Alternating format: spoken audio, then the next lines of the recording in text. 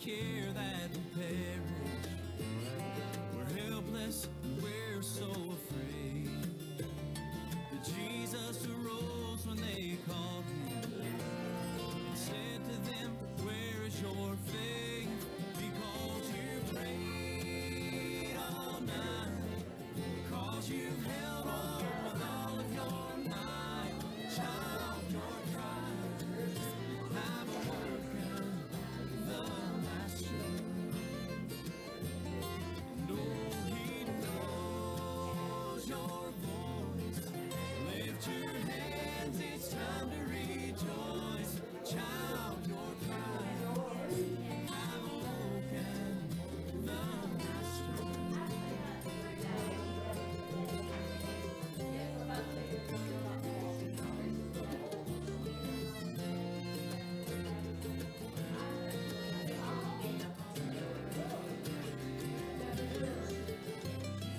Hit you without any warning. The storm of your life has begun. See no hope in the distance. You're frightened with nowhere to run. Right now your vessel is filled. You think that you'll surely drown. You're called out for help from the Savior. You know you can't give up now, because you're great all night.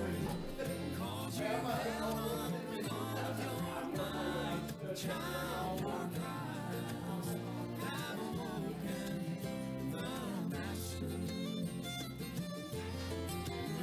He knows your voice. Lift your hands, it's time to rejoice. Child, your cries have awoken the Master. You're up there worried, 'cause he's fast asleep. The winds are so deadly, the water's so deep. But try to be patient, 'cause soon he'll speak peace. Just one word from his voice, you all must cease. Because you prayed all night, because you held on with all of your might. Child, your cries have awoken the Master. Oh, he knows your voice.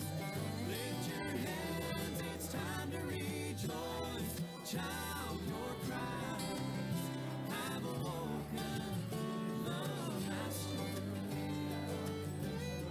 Child, your cries have awoken the Master.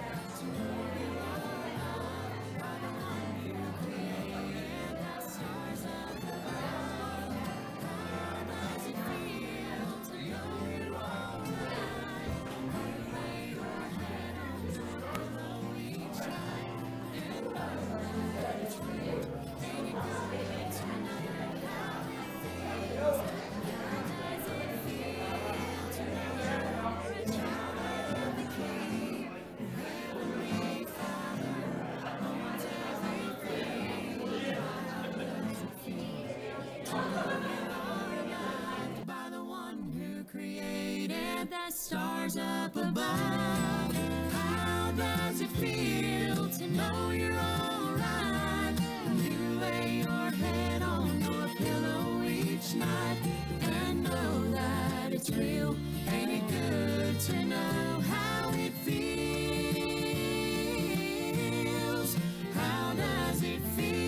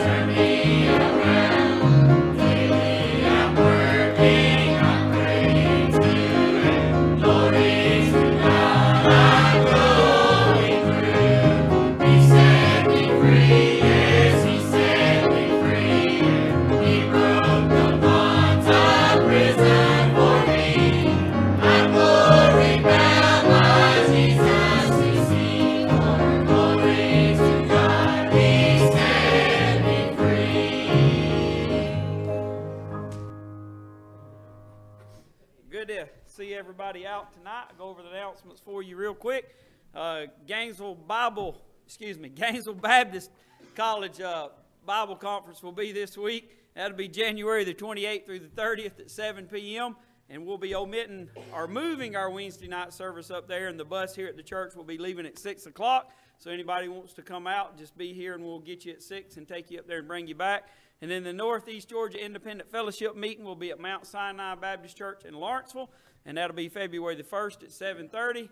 And then remember, the Valentine Banquet will be Saturday, February the 16th at 6 o'clock. If you plan on attending that, we need to know by February the 10th, correct? Just see Miss Carla and let her know on that. I think I'm coming, by the way, just put me down. So, and then the men's prayer breakfast, ask my wife. I'm pretty sure we're coming. If there's food, I'm there. There you go. Men's prayer breakfast, that'll be Saturday, February the 23rd at 8 a.m. Everybody that can come out to that. And Brother Eric, how about you lead us in prayer? We get started.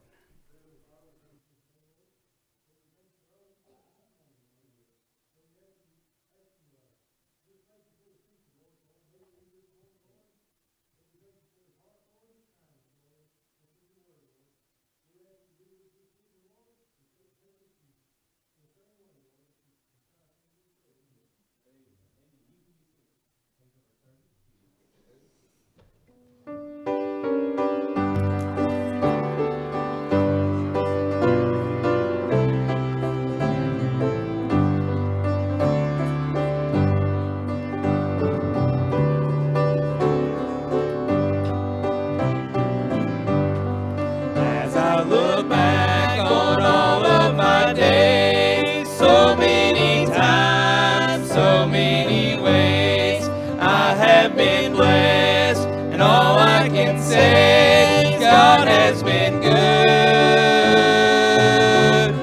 Sometimes the night brings sorrow and pain. Sometimes the tears fall like the rain. But through it all, He's never changed. God is still good.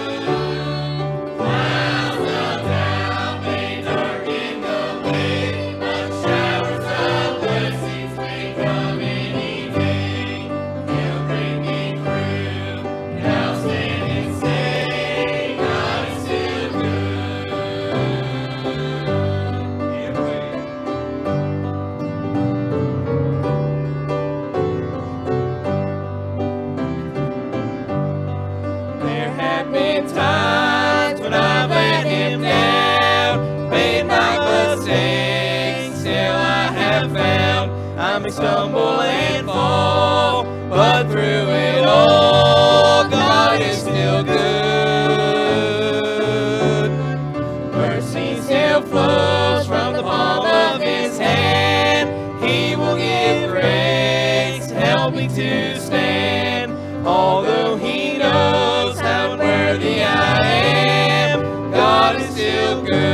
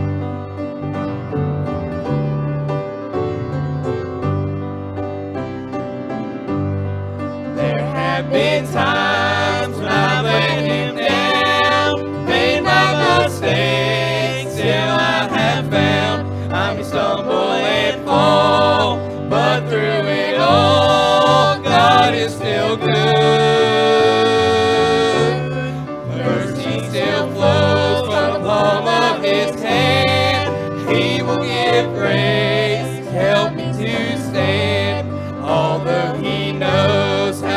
worthy I am, God is still good.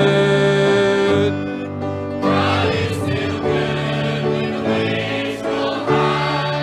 God is still good all through the night. When I've done all I can and I don't understand, God is still good. Clouds of doubt may darken the way, but showers of blessings may come in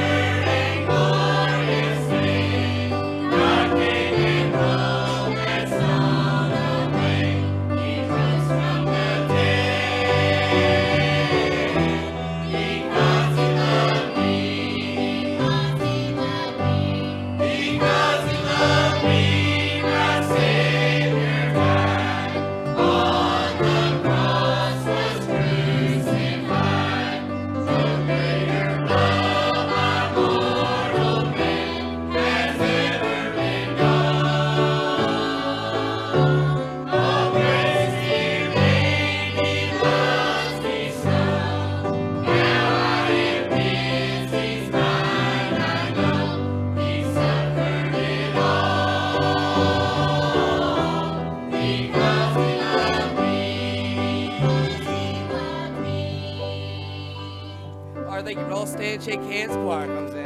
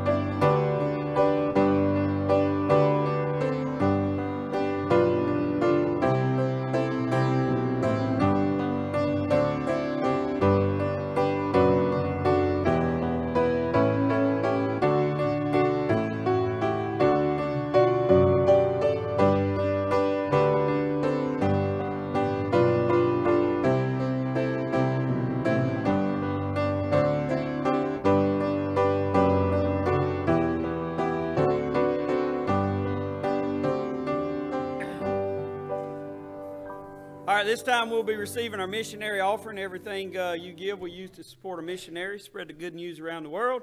Brother CJ, how about you bless that? Thank you, Lord, for us saying, please our best in this offering to go in your way, Lord, and please help the missionaries all over the Yes. world, Lord. In Jesus' name I pray. Amen.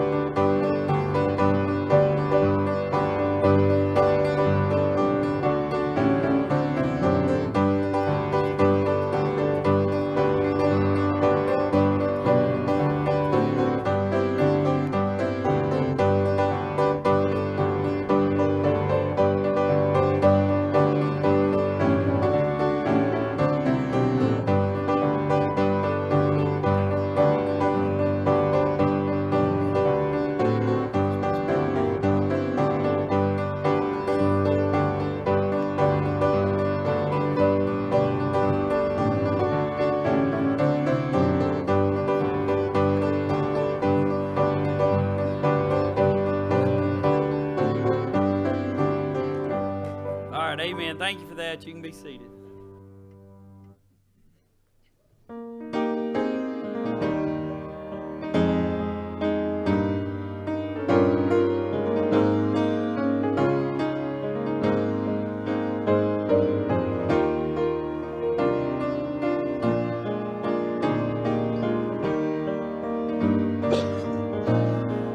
News came to Jesus, please come fast. Lazarus is sick, without your help he will not last.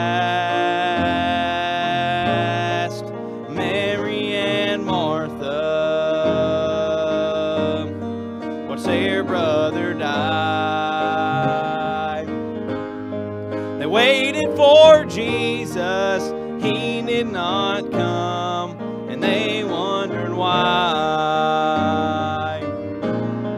The death watch was over, buried 4 days. Somebody said, he'll soon be here, the Lord's on his way. Martha ran to him, and then she cried, Lord, if you had been here, you could have healed him, he'd still be alive. But you're 4 days late, and all hope is gone.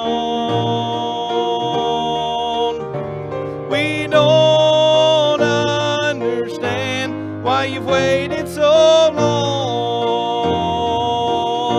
long, but his way is God's way, not yours or mine. But isn't it great when he's 4 days late, he's still on time. Jesus said, Martha, show me the grave. But she said, Lord, you don't understand, he's been dead 4 days. The gravestone was rolled back, and then Jesus cried, Lazarus, come forth. And somebody said, he's alive, he's alive. But you're 4 days late, and all hope is gone. Don't understand why you've waited so long, but his way is God's way, not yours or mine. But isn't it great when he's 4 days late, he's still on time. You may be fighting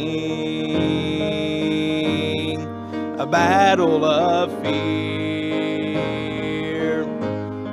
You've cried to the Lord, I need you now, but he has not appeared.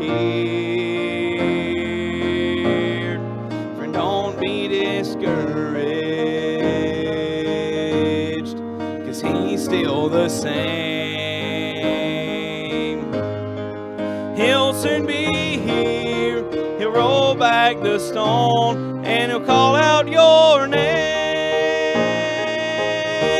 But when he's 4 days late, and all hope is gone, we don't understand why he's waited so long. But his way is God's way, not yours or mine. But isn't it great when he's 4 days late, he's still on time.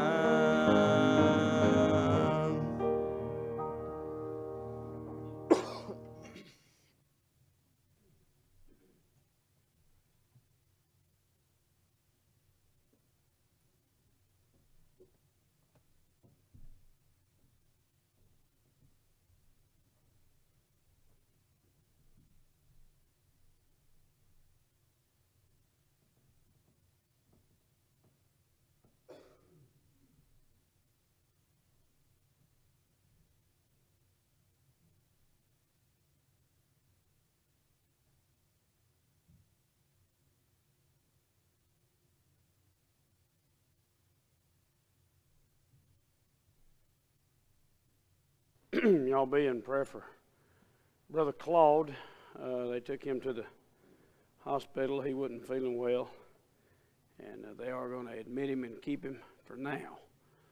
So be praying for him. Brother Claude's not a healthy man, and I like to see him when he can get excited a little bit and enjoy himself. Someday we'll cherish the moments. We will. Done gotten old enough to do that now. I've got precious memories, and I'm thankful for those memories. I've got uncles that have gone on, and they started on one way, but they ended another. And I've said this a bunch of times. It ain't how you start the race; it's how you finish. Amen. That's it. It's not how you start it. And you're going to trip, you're going to fall. But I've used the verse, rejoice not, O mine enemy, for where I fall, I shall arise. So the key is not worrying about the fall, it's just not letting it keep you down. You just have to get back up, keep fighting. Amen. That's just the way it is. I'm probably going to do things a little bit different tonight. I'm probably going to get Brother Justin to come up here and share with us whatever's on his heart. And I gave him plenty of notice so far. It's been about 10 seconds. So I want to give him plenty of time to prepare. Boy, I ain't right in it. Oh, boy, do I remember the days, huh? Daddy used to do that to us. And, I'll tell you what I'm going to do. I'm going to do a song, give you just a few more minutes. But that's it. And I'm going to turn him loose. Brother Justin's more than capable. I'm not worried about it. And the reason I know that, because I know he won't trust in what he knows. But he'll do whatever the good Lord tells him to. And so I'm thankful to have people like that, not just in the church, but in life. So I'm going to try this one.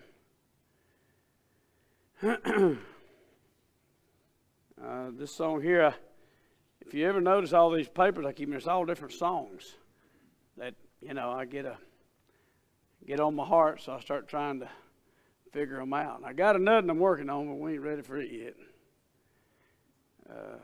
But, I've said a bunch of times, what goes in is what comes out. It's just like a computer system. You can't expect a computer to do things you hadn't put in there.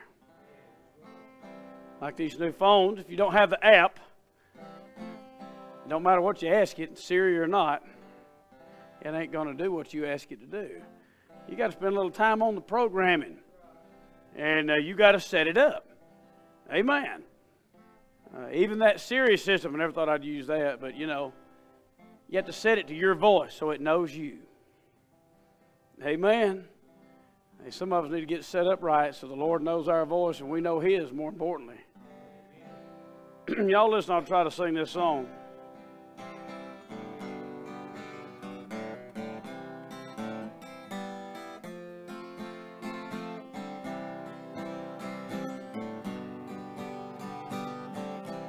Don't listen to how I sing now. God in heaven above, why'd you pick me to love? Why you love me, I just can't understand. With so many more worthy of Jesus than me, yet you love me as small as I am. Sometimes it's hard to walk in His footsteps, but when I stumble, He understands. He picks me up, wipes off my tears, puts me on my feet again. Yes, He loves me as small as I am. Well, I'm nobody special. I'm no ruler or king. This whole world doesn't know who I am. But Jesus walks close beside me, fights my battles and guides me. Yes, He loves me as small as I am. Sometimes it's hard to walk in His footsteps, but when I stumble, He understands. He picks me up, wipes off my tears, puts me on my feet again. Yes, He loves me as small as I am. Amen. Ain't you glad He loves us? As small as we are. You think about that. The God of heaven that created this whole thing, built all these churches that we see, created us. If I pray to Him and I'm faithful to Him, He hears my prayer. Somebody say, how do you know that? Because He answers. Amen. You know how you know somebody you're calling got the message? They answer the phone. I'm glad He hears me. I'm glad as small as I am, He knows who I am. Thank God for that. All right, Brother Justin. Come on. Let it rip. Amen. Yes, sir.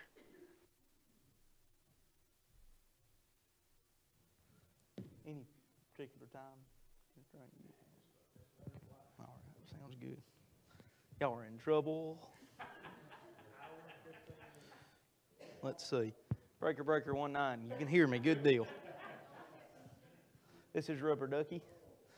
So, for those of you who don't know, on Church's Radio, that's my call sign, Rubber Ducky. So, to be completely honest with you, I knew this morning when I woke up I was preaching tonight. And you say, are you a prophet? Nope, God told me. I ain't a prophet. I didn't predict it. I just kind of knew when I got up this morning, the Lord kind of nudged my heart about it.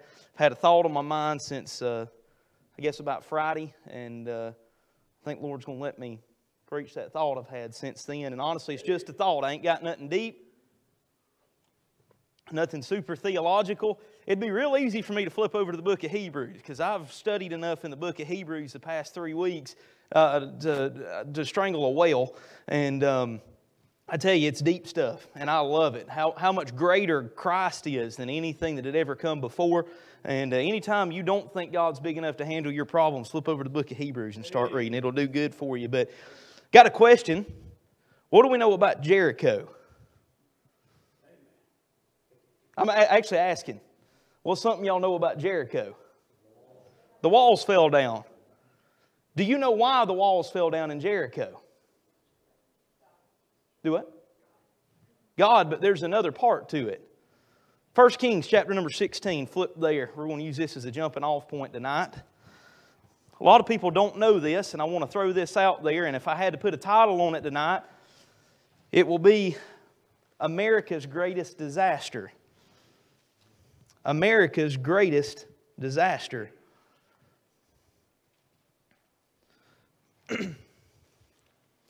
1 Kings chapter number 16.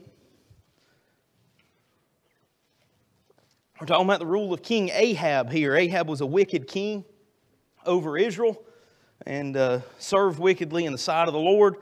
And during his time, Jezebel was there, and there's a reason that a lot of preachers call young ladies who lead men astray Jezebels, and she was a wicked, wicked, wicked individual.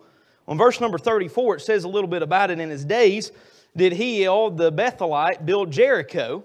He laid the foundation thereof, and Abiram his firstborn, and set up the gates thereof, and his youngest son Segum, according to the word of the Lord which he spake by Joshua the son of Nun. Now, to put that into plain English for you, let me explain what happened.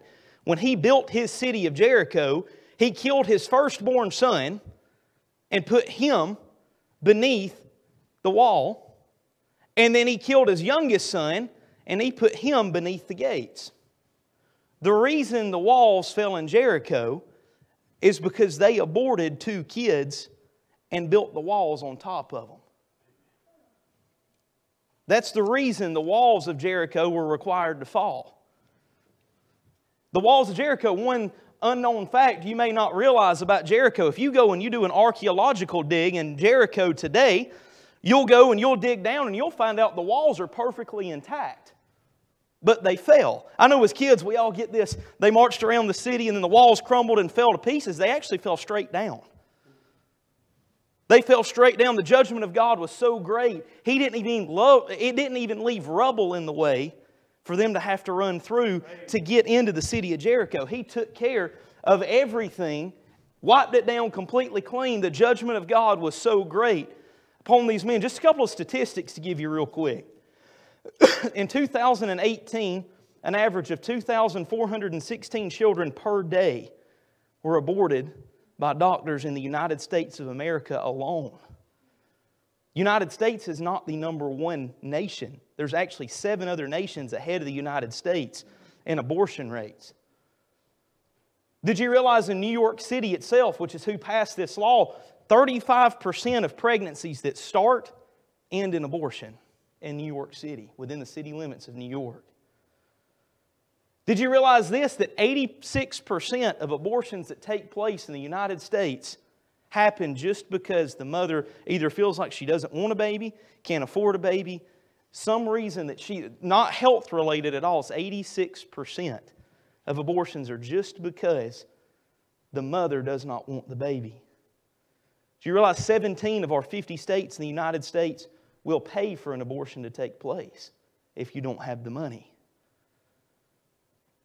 An abortion is a sickening thing. Amen. It sickens God. It stinks in the nostrils of God. Amen. It's an absolutely terrible, horrible atrocity that's taken place in this day and age in America we live in. I saw something, excuse me, that it was put in situations on it. It said that this man and his wife, they had 14 kids. They were struggling to feed their 14. They find out she's pregnant with the 15th. Would you recommend an abortion then? No, we wouldn't, but a lot of our world would. Well, if that woman would have had an abortion, Charles Spurgeon would have never been born. Amen. You never know who that individual is that's inside that womb. See, from the moment of conception, God puts His fingerprint on mankind. It's a person from the moment of conception takes place. I don't care what they say about heartbeats. I don't care what they say about pain. From that exact moment it takes place.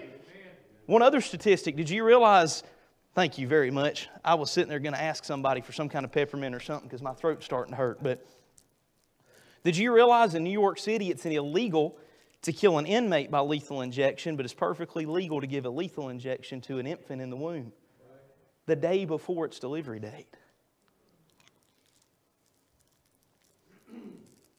Abortion's a terrible atrocity.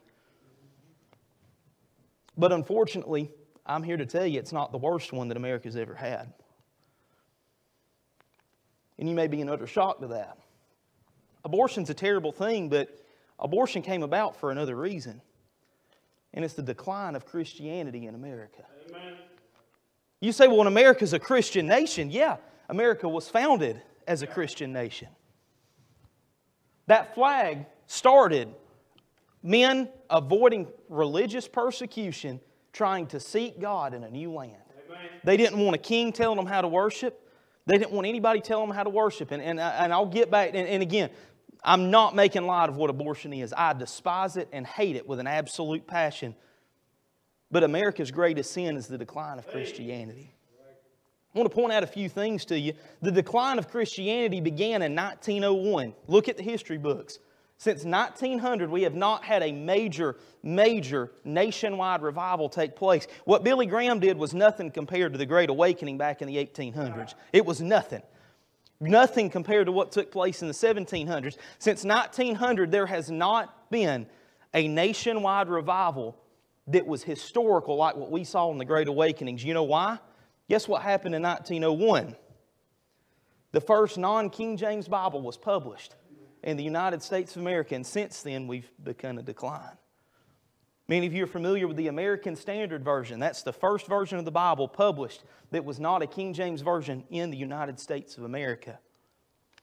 Since that day, Christianity's begun its decline. We get into the 1920s in the United States of America, and it's a time of prosperity, a time of wealth, a time when people have everything. The Ford came out. Nanny can tell you all about that, her riding in her first Ford. I'm just messing with her. She has told me stories of her mama running from a car. Her mama running from a car the first time she saw it because she didn't know what it was. She took off running, but in the 1920s, that was a time of prosperity for America. And you know what happens when America gets prosperous like we did in the 1990s? We forget God, and God has to send judgment to remind us of what we really are. 1930s, you enter into the Great Depression. It was a punishment for us getting so comfortable in the 1920s. And God brought man back down. All of a sudden, neighbors started helping neighbor again. People started getting back to God. Why? They knew they needed Him. You go on, and in the 1940s, things begin to pick up, and then all of a sudden, World War II shows up. And then things pick up again, and then we have Vietnam and Korea. We have all these different conflicts that take place. But just to put something in perspective for you, this is the state that we're in today. Did you know the United States spend on missions, I believe if I remember correctly, it's about $80 million a year the United States sends out in missions. That's pretty good, ain't it? I mean, man, we send out $80 million a year in mission funds. Did you realize that the United States of America spends more on dog Halloween costumes than we send out in missions every year? People dress up their pets for Halloween, spending more than $80 million a year, yet we can't even hardly send $80 million across the seas to spread the gospel. The number one tragedy in America is the decline of Christianity. Now, I'm not here to get doom and gloom. I promise you, I'm not here for doom and gloom.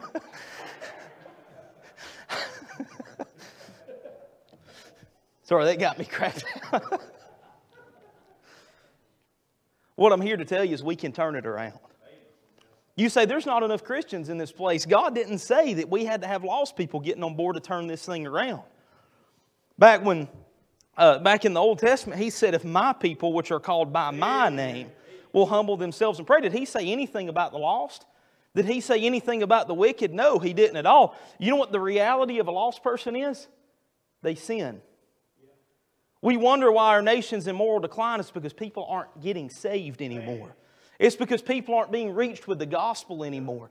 Several generations ago, and again, I'm not just placing blame. I'm one wanting to fix it and do something about it. But generations back before me, back before our preacher, generations back, they finally got comfortable. They're like, man, our churches are full. We're doing good. And they took a seat on their pew, and they just sat back.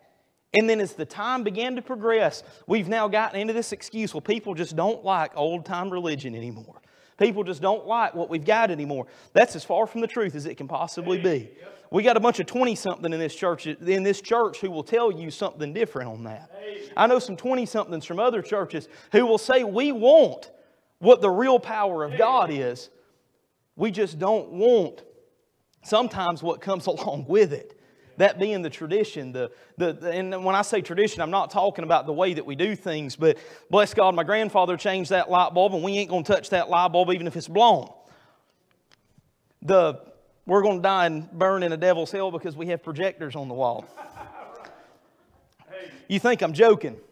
I can't tell you how many comments I've gotten about that. The brethren don't really like that. Even a very close friend of mine told me not too long ago, us putting the Bible up there's heresy. I'm like, well, I'm sorry that we put the Bible on the wall. We think so much of it, but forgive me. They say it's a good way for us to end up. Listen, that's what I don't like about it, and that's why we've gotten to where we are. We've become a people, the Christians have become a people of tradition rather than a people of God.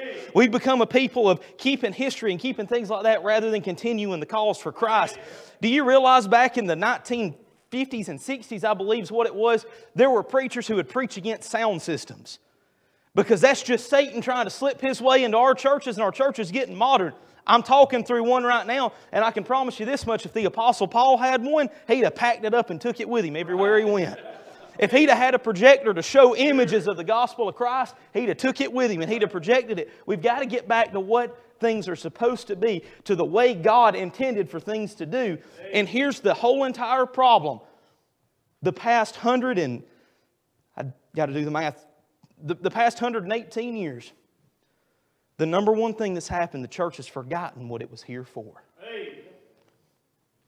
I love that we do stuff together as a congregation. I love that we're going to be having a Valentine banquet. I love that we're going to be doing some stuff with the kids on Sunday morning down in the fellowship hall. I love we get to do those things, and the reason I do those things is ultimately to reach the lost. But church is not just a place for a social gathering. We're not a social club. We're not an exclusive membership. You know, you come in and you get all these benefits of having these friends type club. And trust me, it's a benefit. But that's not our mission as an independent, fundamental New Testament Baptist church. If that's our mission, we've missed our mark. The church is not just a business to be able to build something and say, my goodness, how good it looks. And to be honest with you, I do take pride in what God has given us here at Hog Mountain. We've got a great facility. I don't know if y'all know that and understand that, but we got a great one. I go to a lot of different churches, and I promise you, they die to have something like we have. But the important thing we got to remember, this isn't about a building, it's about a builder. We've got to make sure it's about Him. We do it all for the glory of Him, but if we're not doing it for His glory, we're more about programs now in this day and time than about who the program should be about. People want to know, well, what do you have for the kids? And I'm all for having stuff for kids. I'm a kid at heart. Next Sunday morning, if you get to creep down to the fellowship hall or look at some pictures of it after the fact, you're going to see I'm a big kid trapped in a big guy's body. Big guy meaning fat. Yes, I am. I'm a kid at heart, but a kid's program, while it's important, it's not the ultimate mission of this church. What is our ultimate mission? Turn to Mark chapter number 16, excuse me.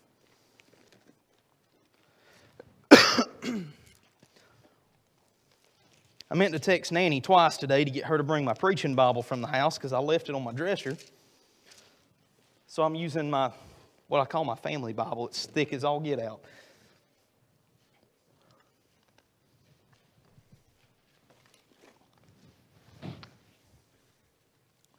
Mark chapter number 16.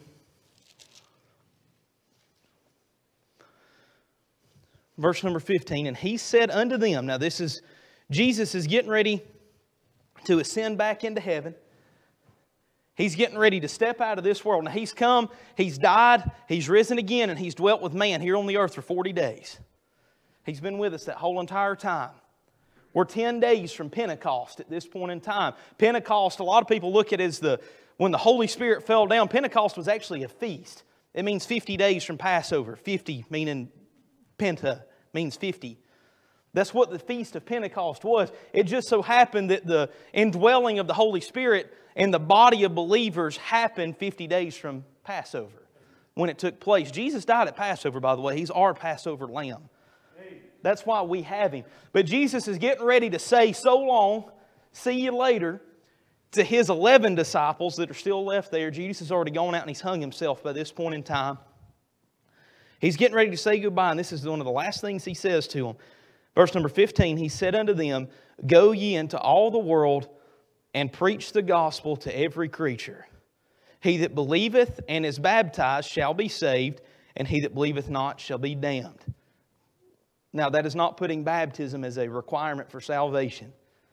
You say, well, that's what it says. Did the thief on the cross get baptized? Exhibit A. Right, amen. He did not. And He said, This day thou shalt be with me in paradise. Baptism is not a requirement for salvation. People say washing of the water and of the blood. I understand I'm born of the water and the blood. I was born of water 26 years ago, however old I am. And I was born of the blood 12 years ago. Good night, I've been saved that long. Lord help us. But this is the command Christ gave us to go into the world and preach the gospel to every creature. Now go to the book of Acts for me. Bear with me just a minute. I'm about to get somewhere, I promise you. I know I've been jumping around, but I got 3 things I want to share with you here in just a second, and we'll go find us something to eat again.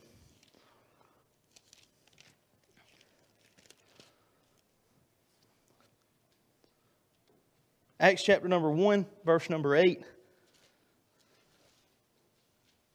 Actually, I'll tell you what, look at verse number 6. This is pretty good.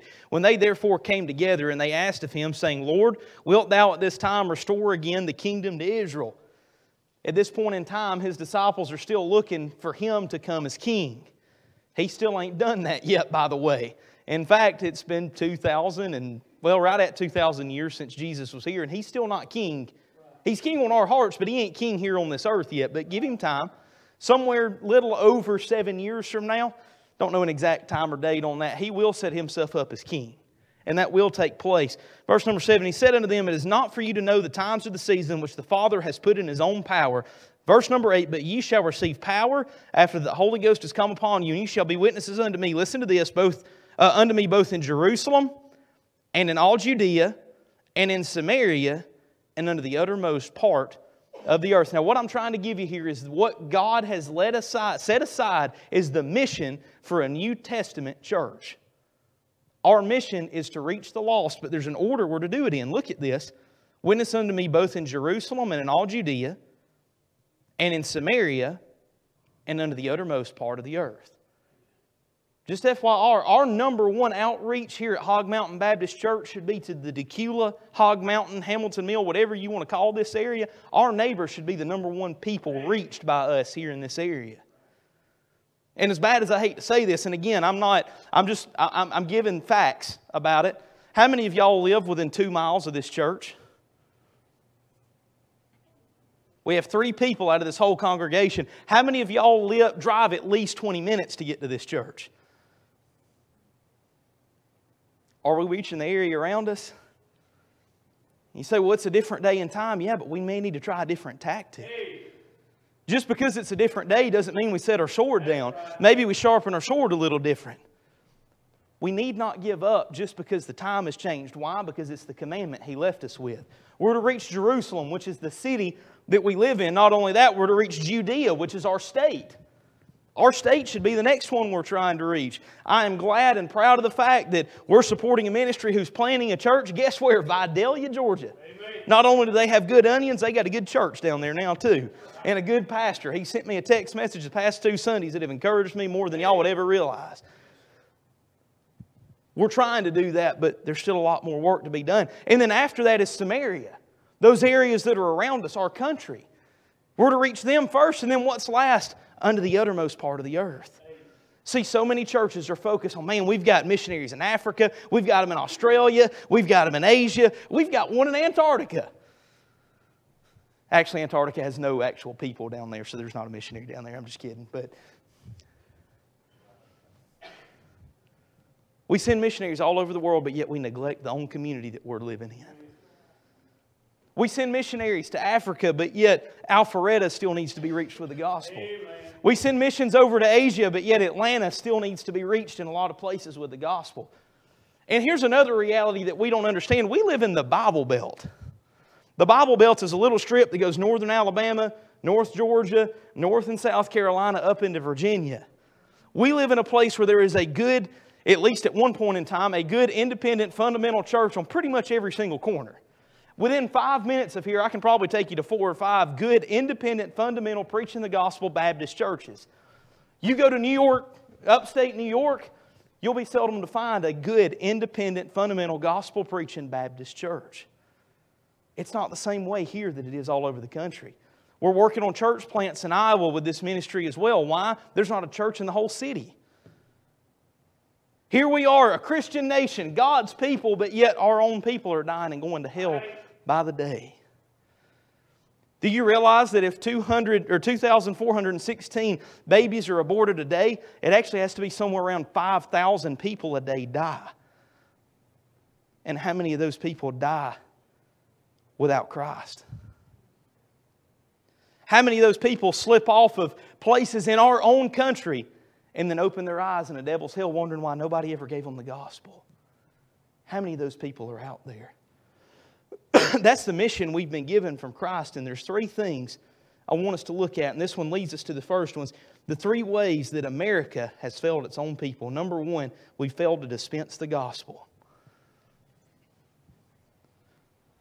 We literally have a free gift to give away and we're having trouble giving it away.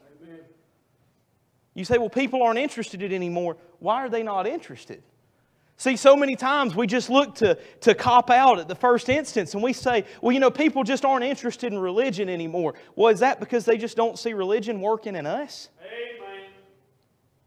A lot of people aren't going to ever read a Bible, but they're going to see your life, and your life better be a Bible that they can read. See, when I'm at work and I get upset and I get frustrated, I can't fly off the handle and cuss those guys out. Why? They know I'm a preacher. You say, well, that's not a good reason. Well, I don't know a better reason. I don't want to mark my testimony and let those guys see something in me that they wouldn't see in Christ. Because the reality of it is, when it comes down to it, Shane, and when you're stocking those wigs in that warehouse and those guys are looking at you, they shouldn't see Shane. They should see Christ. Nanny, when you're going in and out of these houses and you're cleaning them, they shouldn't see Linda Emmett in their house. They should see Jesus Christ. When Brother Danny's working on lawnmowers and those lawnmowers look up at him, they should see Jesus Christ. Why? That's who we're supposed to be. Let this mind be in you, which was also in Christ Jesus. We're to have the mind of Christ. Just FYI, Christ did not sin. Ooh, man, that hurts. He never sinned. Not a single time did He sin. He was tempted in all points like as we are, yet without sin. Amen.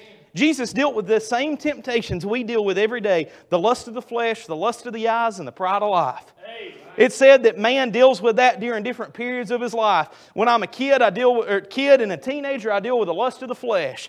When you get almost pretty much to my age, I start dealing with the lust of the eyes. I see that car that they've got. I see that four-wheeler. I see that boat. I see that house. And then later on, you get up in age and you're like, well, I finished my work.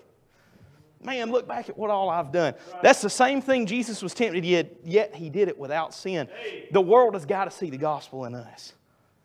They've got to see it.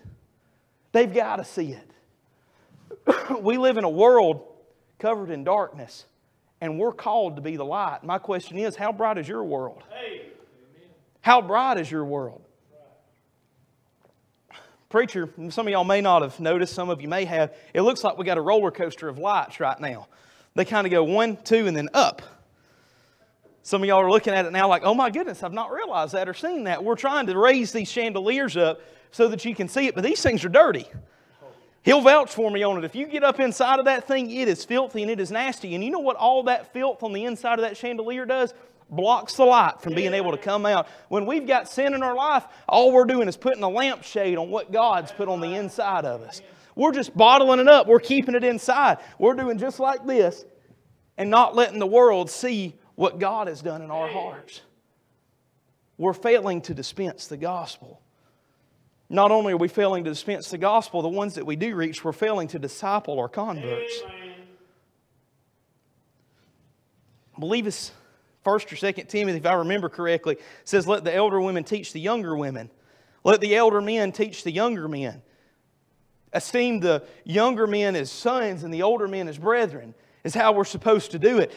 That's the way the church is supposed to work. Logan's coming up, and I lost him. He's somewhere in here. He's back there. Logan's coming up. And the reality of it is, I should be living an example that Logan can follow. And if I'm not, I'm way in the wrong. And here I am at my age, and I'm looking at Brother Danny, and he needs to be an example that I can follow. That's how we disciple one another. But you break one link of the chain, and that's what's happened. That's exactly what's happened in our churches. We've let go of some things, and in letting go of some things, we've let the next generation think it's okay. That's right, you're right. We've let them think it's fine. Amen. We've condoned their sin. And instead of dealing with it, we've put a Band-Aid on it. And worse than that, instead of dealing with it, we've just wrapped it up and acted like it never even was there. Right.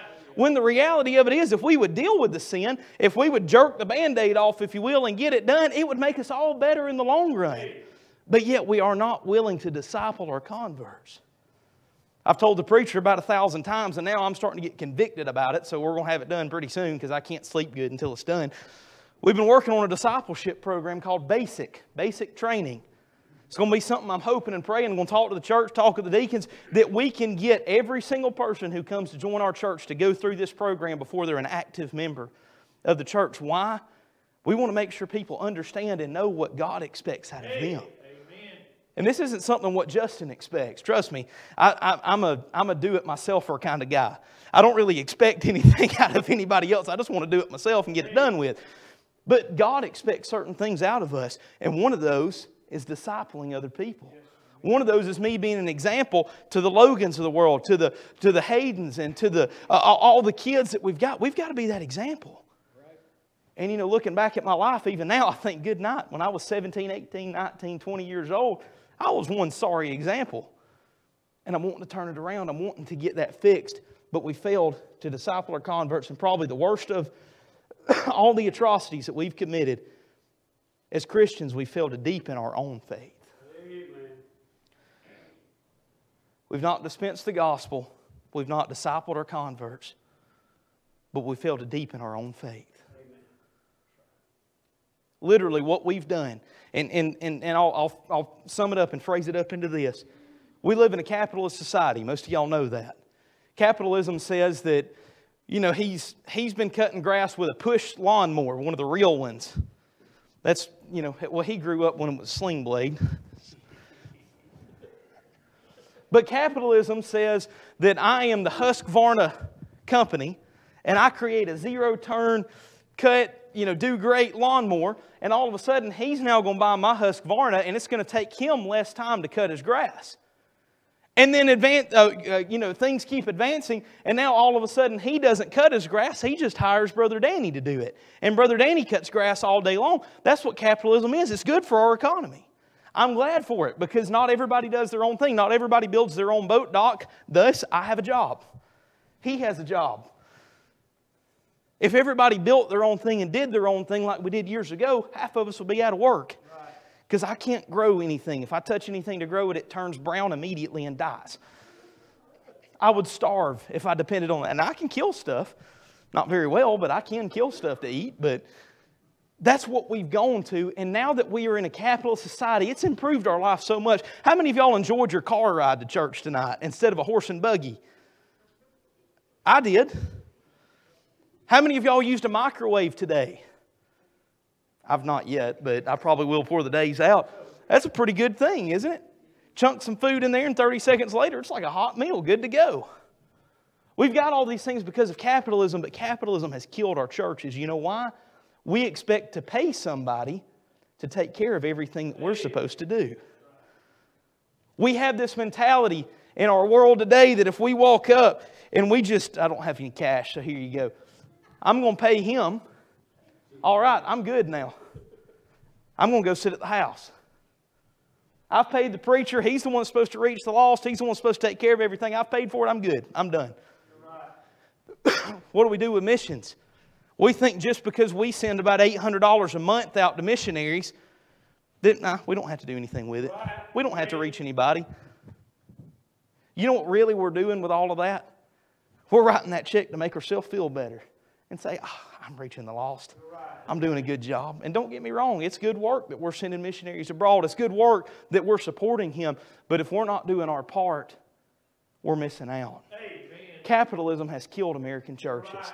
There's certain things nobody else can do for you. Hey. I know people all over this world, if they could come and write a check for $1,000 and be guaranteed to go to heaven, they'd do it like that. Right. I see people come and write a $50,000 check for a boat dock. Good night. They'd write a $1,000 check to get to heaven. But that's not how it works. It doesn't matter how much you try to pay me. I can't get God to accept you into heaven. It's something you have to do for yourself. Hey. And here's where it really hits home. Brother Steve, it doesn't matter how much you try to support what we do here at the church. It doesn't matter how much you try to support him. He can't study and pray and have a relationship with God for you. Amen. You've got to do it. Hey. Nobody can walk in your shoes. Right. I wish I could. To be complete, well, I say that.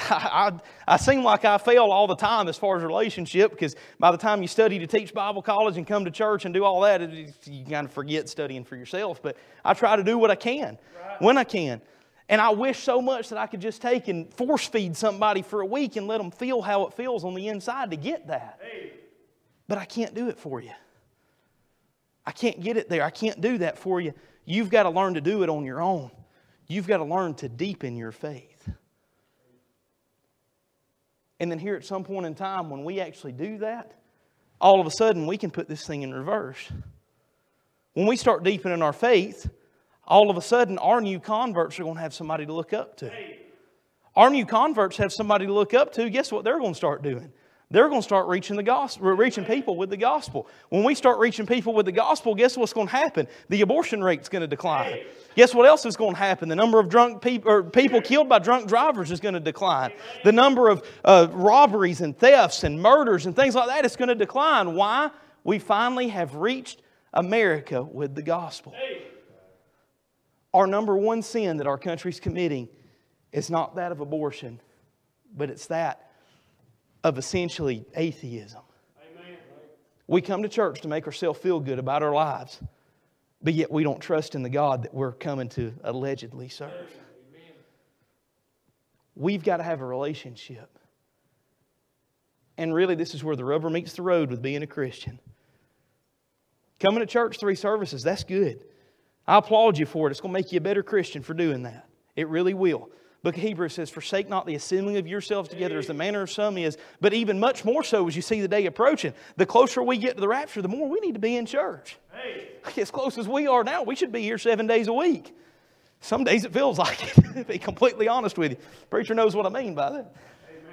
In fact, this week, I'm in church today. I'm in the Bible conference Monday through Thursday. Preachers Fellowship Friday. Young Preachers Fellowship Saturday. And back here on Sunday. Church 7 days in a row, 8 days. Miss Carla hit the nail on the head. I need it. And I do. I really do. But if we want to turn our country around, it's not going to start. And again, nobody throw a songbook at me when I say this. Turning our country around is not going to start with making abortions illegal. Amen. Turning our country around is not going to stop with making drugs illegal. It's not going to stop with securing our border. It's not going to stop with any of these things. The only thing that's going to stop the decline of our country is a personal relationship between us and Jesus Christ. Amen. And as soon as we get that, we start putting this thing in reverse. Hey. And next thing you know, I'm going to have young'uns around. And truth be told, now that there's a really scary thing that takes place. Little Olivia, she's 2 years old now, Brooks' daughter. She now says everything that I say, and it scares the daylights out of me. The other day I went, doggone it, and doggone it, right behind me. I'm like, good night, I need to be real careful what I say around her. She's repeating it. One of these days I'm going to have kids, I hope. Little Justin's running around. Scary thought. But I want my kids to have some of y'all to look up to. Amen. See, there may be times when my kid don't want to talk to me about something, but if he's still around, which he better be, and that is a threat, I want them to have a pastor they can look up to. Brother Eric, I want them to have somebody to look up to when we're up here working on something. You can teach them something about carpentry to help with the gospel. When we hit this thing in reverse and we start getting our lives where they're supposed to be, this is why revival takes place. Because when people see a difference in us, they want what we've got. Amen. When people see something different about them, they want what they've got. When you get stuck in traffic and somebody cuts you off and you give them a thumbs up instead of a middle finger, they're going to see that something's different about you. When somebody gets upsets you or something like that at work, and all of a sudden you learn, and this is the best thing, somebody ever told me this, and I need to put it on my wall in my office. When somebody comes up and gets mad at you, always respond and never react. Why? That's how Jesus did. Jesus responded to what was said. When the Pharisees came trying to literally put him, accuse him of sin, accuse him of wrongdoing, do we ever have a single time where Jesus jumped up and just jumped down their throat about it? Now, he said some harsh stuff, but he said it with the right heart and in the right way. People saw Jesus in him, obviously, but when they see us in him, we start putting this thing in reverse.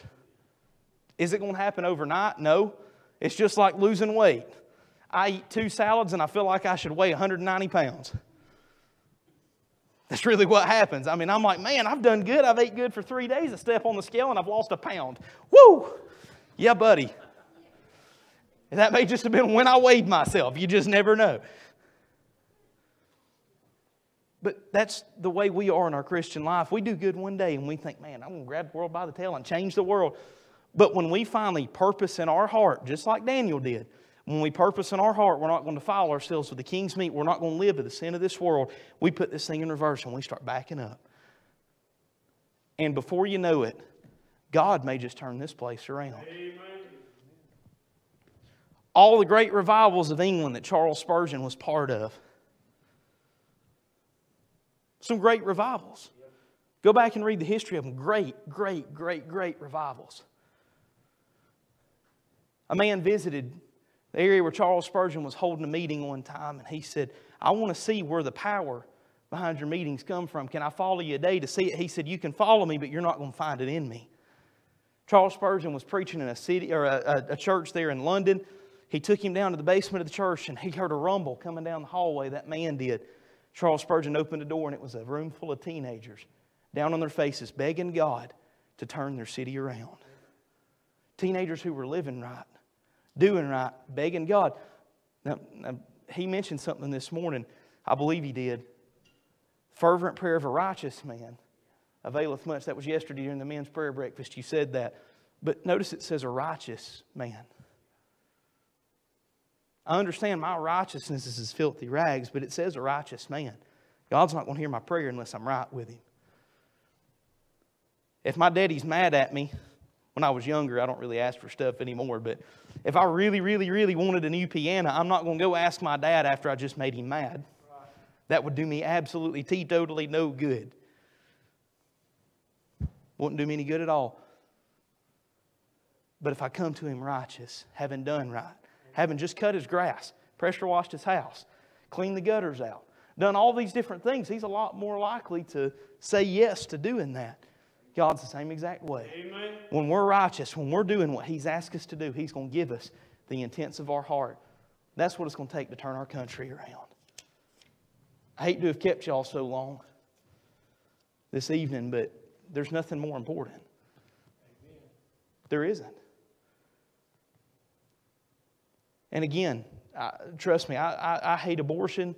I hate drug use. I hate all of it. I despise it, hate it, wish it was gone. Now let me toss this other little nugget in there. I hate the sin. I don't hate the people in the sin. We talk about same-sex marriage and things like that. I despise it, think it's a wicked, disgusting thing before the face of God, but I love the people. And yes, they can get saved. And yes, we probably need a missionary going to reach those people. You want to end that in America? Let's get our homes right. You want to end abortion in America? Let's get our homes right. You want to end drug abuse in America? Let's get our homes right. You want to end children going off and going wayward by the time they're 17 years old? Let's get our homes right. It's going to start with us. There's nobody else who can do it for us. Just like me. If I want to drop 30 pounds, and trust me, I want to, I'd feel a whole lot better, but nobody's going to do it except me. If you want to see your nation changed, if you want to see your church changed, if you want to see your city changed, it's going to start with you. That's right. It's going to start with one person. That's it. The First Great Awakening of the United States was started. This is going to blow some of y'all's mind right here. Jonathan Edwards was set to preach a revival meeting in another church in another town. Jonathan Edwards fell very sick. He couldn't travel. He couldn't get out. Was very sick. I believe he had pneumonia, if I remember the story correctly. So Jonathan Edwards sat down at his desk and he penned down the words to the sermon, Sinners in the Hands of an Angry God. His secretary of his church got the sermon from him, walked to the church that was going to have the revival, rode his horse, did whatever he did, walked in the door and he said, I'm sorry, Brother Edwards is deathly sick, but I'm here to read his sermon before you. The pastor said, get up and read it. Him reading that one sermon sparked the First Great Awakening in the United States. One of the largest revivals this country has ever seen was started by a handwritten sermon read by a church secretary. Trust me, you're something as special as that, and God can start it in you. Jared, God can start it in you. You got the potential for it, buddy. You've got it. Brother Steve, it can start with you too. Every single one of us has the potential to be the spark that sparks the wildfire of revival across this country. Every single fire I've ever been to just starts with one little bitty flame. Every house fire starts with one little flame. But you add enough fuel to that fire, next thing you know, it's burning bright. And that's, I mentioned this to somebody a couple of weeks ago. The number one thing I do not want to be the head of at Hog Mountain Baptist Church is the head of the wet blanket ministry. Amen. When Jared gets on fire, I ain't going to throw a wet blanket over him and put him out. If he was physically on fire, I'd do that, but spiritually, I ain't going to. If he gets on fire, he gets wound up, guess what I'm going to do? Add gas, add kerosene, add diesel, add TNT. I don't care what it is. I'm going to pile it on. I'm going to egg it on and I'm going to push it with every single one I can. That's why I love working with the kids. The kids don't know any better. They get excited and they just do what they need to do. I love it because they just do who they are no matter what. They don't care what anybody thinks about it. They just do their thing. We've got to get to that point in our own lives where we don't care what it is. And this is where the rubber meets the road. We've got to get down to the point that we desire a touch of God more than we desire anything else in our lives. If you want to see your life, your own life, turned over, it's been a chaotic couple of years for me. I've lost more loved ones than I can count. Changed jobs, I think 3 times, twice, something like that. I don't know. A couple of different times. I've lived in 3 different places in the past 2 years. A lot of oddball things have happened to me. But the weirdest thing, I was sitting there thinking about it this morning, even in the midst of all that, I've had a sense of stability. That stability didn't come from where I lived. It didn't come from where I went to church. Amen. It didn't come from where I went to school. It didn't come from where I worked. It didn't come from who my friends were. It didn't come from who I was dating. That sense of stability came from my relationship with Jesus Christ. If your life's missing stability, you just need Him. He'll bring it all. He's that anchor that goes within the veil, as the book of Hebrews says. He's our anchor. He's the one that can keep it stable. Your life may have some kind of tragedy in it you're trying to get past. He's the only one who can do it. Hey, He lost one of His closest friends. When Lazarus died, Jesus didn't weep for no apparent reason. He wept because that was His friend. He knew Him. He loved Him. He was a close companion to Christ. He stayed at their house on multiple occasions when He was traveling. He's going to be the answer to whatever question you got. My question to you tonight is, are you willing to be the start of what turns this church around? We're heading in a good direction. We are. I promise you that. God's got His sights on this place, and He's got us going in a direction. But are you willing to paddle, or are you going to try to drop an anchor? What about in your home? Is your home doing well? Kids all right? Grandkids all right? Everything going as planned? If not, maybe we need to check up. But that's my challenge to you tonight. Help be the solution to America's greatest disaster. Help be the solution to America's greatest travesty. It's nothing that I can do for you. It's nothing our government can do. It's nothing anybody can do except all of us, one by one, individually agreeing to do so.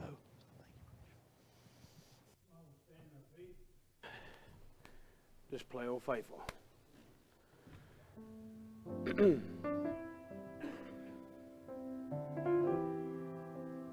What keeps me driven? I'm waiting for that. That's what I want to see. I don't preach to a crowd. I just like to see revival in whoever we get. Seeing lost people get saved. That's the goal. I think 90% of us, I'm going to say 95% of us have lost our first love.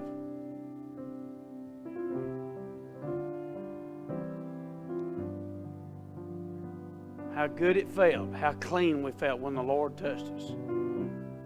We'd do anything for Him. Didn't take long to lose it.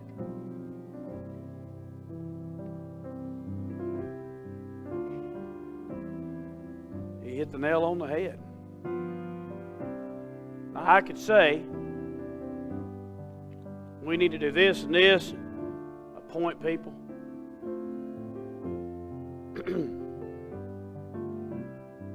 But the fact is this, y'all look to me to be the preacher, but I need your support, and not money, but in prayer. With a broken heart. Not for me. Now listen to me. I know that sounds a little confusing. I don't need to be a great preacher. I already serve a great God. I'm just the microphone. He can do great preaching if he's enabled to do so. If people started getting together and saying, we need to pray for our church. Some of the men, some of the ladies, just out of nowhere said, hey, I've got a burden. And when they called one of the ladies, said, well, I can't, or I find a way. We're real quick to say, well, I'm not able. That's fine. But in this day and time, we can find a way. Somebody will help you. You can call somebody. Even Miss Linda, she told me this earlier. She can't drive at dark. Call somebody. We'll pick you up. We'll find somebody. How bad do you want it?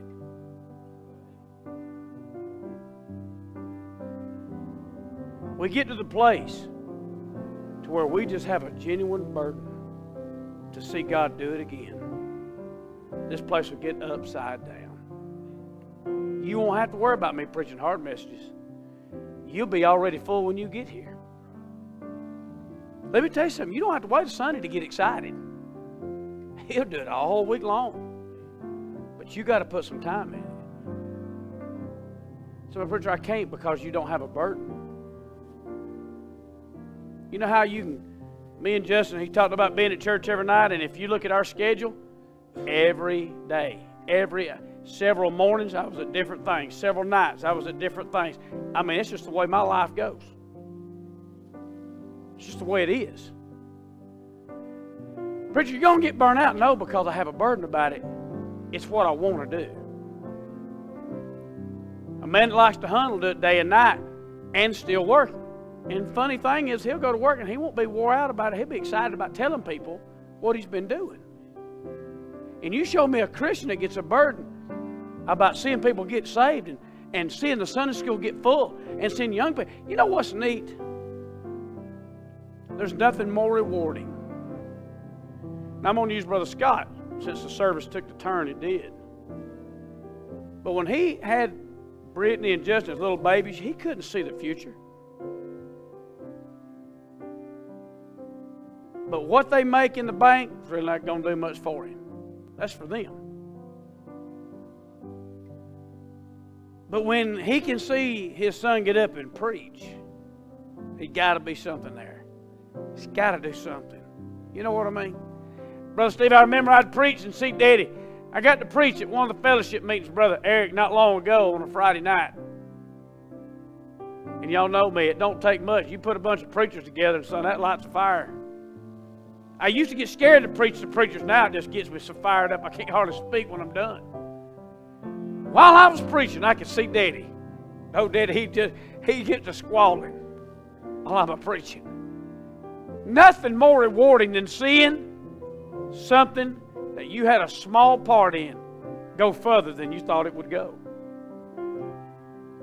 A lot of us are dying as Christians because we're not seeing our lives and our Christian go any further than it could have went with us. Nothing would be more rewarding, Brother Steve. You know, I get to come in and I see y'all here, and it's exciting for me because I remember it started with just Cody.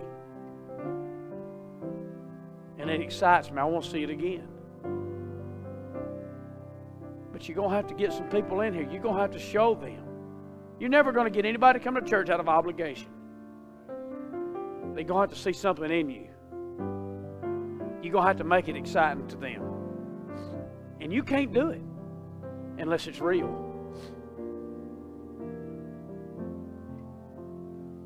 We want to blame everybody else with our problems. It's their fault. It's Mom and Daddy's fault.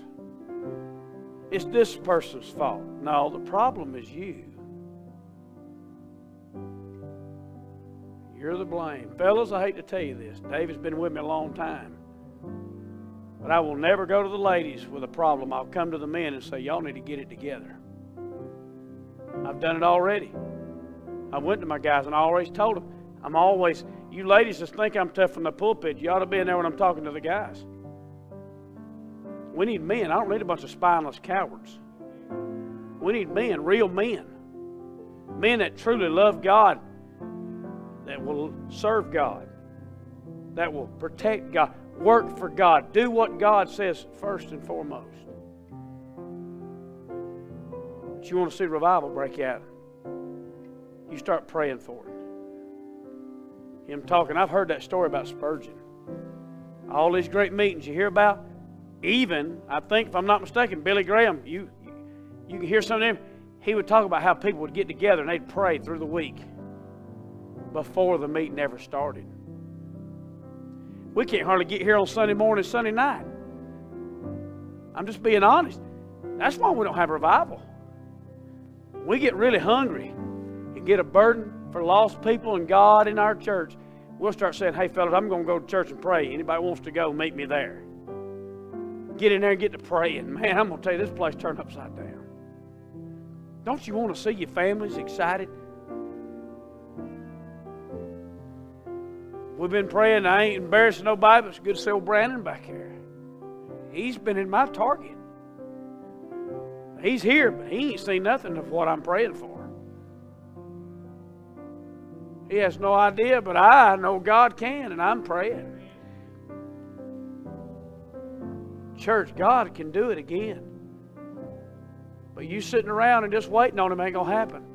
He said, ask and you shall receive. You got to put actions behind you praying. Oh, we need a broken heart, Brother Steve. So you got grandkids.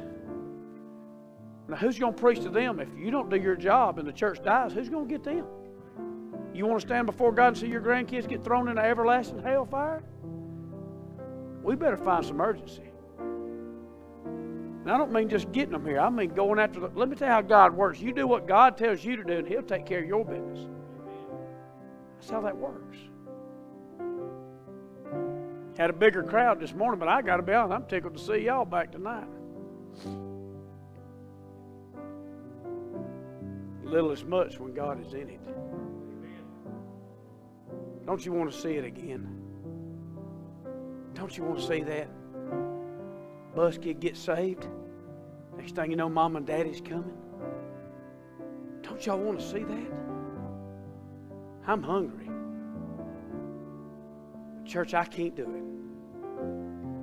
Brother Justin can't do it.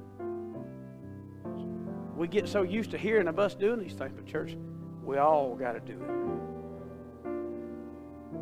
We've all got to come together in one accord. And God will move a mountain for us. Wouldn't it be an awesome thing, Brother Eric, coming here in about a month's time, and all of a sudden the church start filling up and people start getting saved. And I'm having to baptize every week.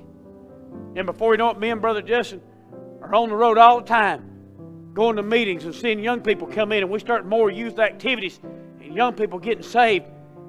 Next thing you know, we see some of our young people like Jared and them start preaching. God start doing a work. Man, wouldn't that excite y'all? Man, could you imagine coming to church and I wouldn't even have to get up and preach? Choir starts singing, people go to shouting and running, and nobody getting bothered by it, but people getting excited with them. People getting saved. You remember one of the best services we ever had, there was no preaching. But people got saved. People got, you know why? We were hungry. We'd been at a dry place and we was ready to get some thirst took care of. We need to stay thirsty. You want to see America change? It can start right here, right now, tonight. I can see a vision, man. Old Jared, I'm telling you, there's a preacher down in there. I'm not telling you what to do. I'm just letting you know. It's in there. And I'm praying for them McDaniel boys back here. I want to see, hey, I want them to keep their keep Pop running them around instead of going to landfills and jobs. I want them to keep them busy going to meetings and talking to other people that's had problems like they've had. And see them used of God. And see others get saved and cleaned up because of what God has allowed them to come through. Thank God He brought me through. That's why I'm here. I'm not here because of anything I've done. It's all because of what He's done. Don't you want to see that? Nothing more rewarding than be able to save a life. Preacher, I'm not a paramedic. You don't have to be. Just give somebody a hand and lead them to Him. Altar's open. I'm going to get down and pray myself. I just feel like the tone's just where it needs to be. We know what we need to do. Now, church, the question is, are we going to do it? It's just that simple.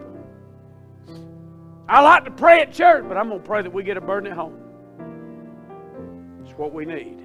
When people start praying at home, we'll start seeing God show up here.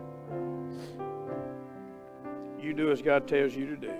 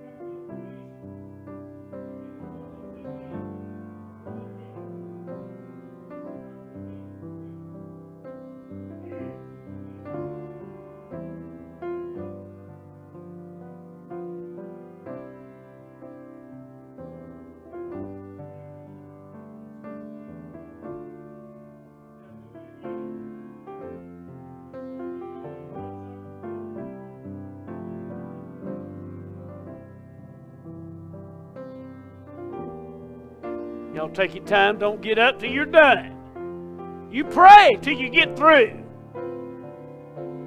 Ain't gonna rush this.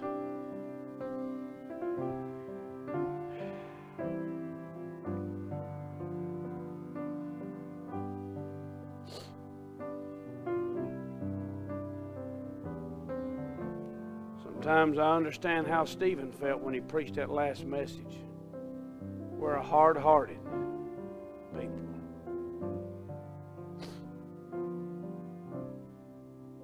But God knows how to break that. He knows how to do it. I don't always do things right, but I'm scared to death of the Lord. I'm going to be honest with you. I went to a memorial for my chiropractor. One of the most healthy people I know. Never had a problem, died in his sleep. Wasn't even 60 years old, I don't believe, or maybe he was right at 60.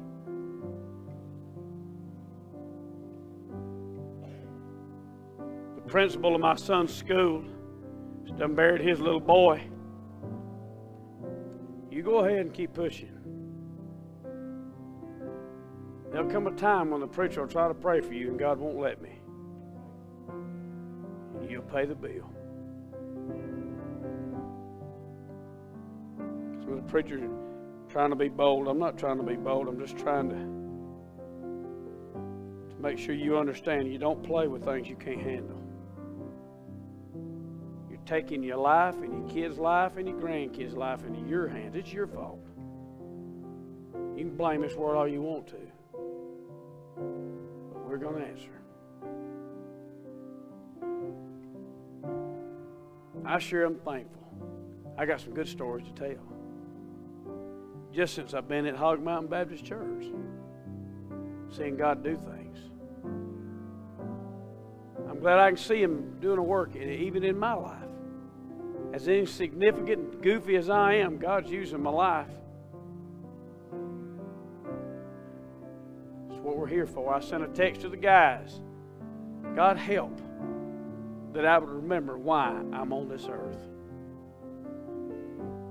God help us to realize why we're here. Remember Wednesday night, we'll be leaving here at 6 o'clock. Go back up Brother Justin. Yeah, it'll be a little bit of a ways. Yeah, it'll be a little bit of a ride, but you'll get over it. Brother Justin's done plenty to back us up. I don't want to hear excuses. We're leaving at 6 o'clock. Well, I can't. Yeah, you can. If you want to bad enough, you can. It's just that way it is. That's just the way it is. I'm going to back him up. Amen. I'm glad I got some real men of God I can back up in this day and time. So go praying about that. We're going to be having some teachers' meetings. Starting a new Sunday school class. And it's going to be a good, amen. We're going to start going after the area between the teens and the marriage.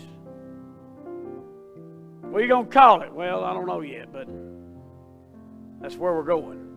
I've had a burden about it for a long time. Been waiting on Sunday school rooms, but forget it. We're going to put them in the fellowship hall. Maybe God will help us get that room done. We can't even get the windows. So evidently God has got a plan, and He is not wanting us to finish that room. So, moving on. We're going to keep going. I'm not waiting on it no more. God's got a plan, church. Let's go praying for each other. I started to give Brother Justin's card to his sister and say, give that to him, but I don't know if he'd want me to do that or not, so. She just wrecked her car. She might go buy a car with it. I don't know. Amen. It's good to be at church. Appreciate all y'all being here. Remember to pray for those that was hurting. There's a lot of people hurting, even in the church. A lot of people going through a lot. Man, you'd be surprised. But I'm glad God gave us a place of refuge. Amen. So listen, Brother Justin, you come back here to the back door too, brother. Make sure everybody gets to you. Amen. Yes, sir. Church, my wife, I've never seen a burden about anything. Sure. There's a subdivision on Old Flyer Branch Road because she's in charge of all the buses. 106 elementary kids in that subdivision. Wow. So she wanted the church to know that about visitation. Well, let's get it. And she wants to go. Amen. Hey, that's enough. Now, if we don't take advantage of this, 106 in one subdivision let's go. of elementary. There you go, church. If she's got a burden, you tell her we'll make it happen. Church, get in there and back it. We drove by the other day after we went to eat. Amen. And she said, you know, there's 106 elementary kids in there that need to come to church. Amen. Brother Justin just hit the nail on that tonight. So let's go get them. We got a bus. Come on, let's go. Amen. Preacher, I can't. Can't, never could, can't, never will. If you just trust God with that, He'll take care of it. Amen. Appreciate you letting me know. We'll get with everybody and we'll try to get that set up. I was going to say, she drives a school bus. She knows exactly where they are. She has a computer preacher. If you went to Gwinnett County She knows you went to school there. Wow. From the beginning of computers in Gwinnett County. That's good stuff to know. Y'all, let's pray about that. I mean, I ain't talking about the visiting. We've already been commanded. Don't worry, you don't have to pray about visiting. It's in the book. Amen, preacher. You don't have to worry about praying about that. Let's just go. That's what the Bible said to. I appreciate that. Anybody else right quick? Remember to pray for Brother Claude. He's over at the hospital now. I hadn't heard anything. Carla, have you heard anything lately? Y'all remember to pray for Brother Claude. That's right. She wasn't here today, was she? Y'all pray for Granny. If there's nothing else, Brother Jared, dismiss us in prayer.